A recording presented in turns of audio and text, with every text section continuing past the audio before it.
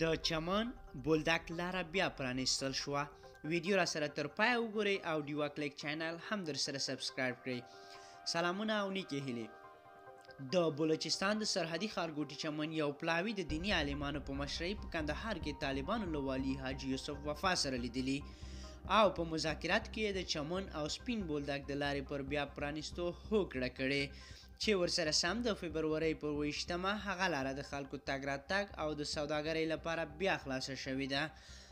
کندهار ته تللي پلاوي د فبرورۍ پر 28مه په لنډ بیان کې ویلي چې ډیر ژر به د پاکستان او افغان چارواکو ترمنځ د سرحدي ستونزو په اړه یوه مهمه غونډه د چمن او بولدک پر پوله وشي.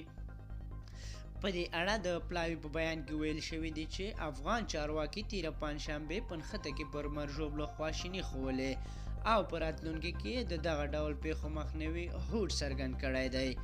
په بیان کې راغلي که په راتلونکي کې د طالبانو لخوا ډزې هم وشي نو پاکستاني لوري به یې ځواب نه ورکوي.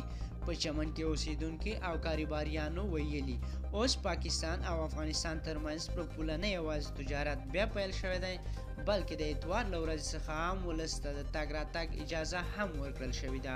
ملګرو دا و زموږ چمتو شوې ویډیو. د لا خپلو ویډیوګانو لپاره زموږ سره پاتې شئ. تر بیا ښې چارې.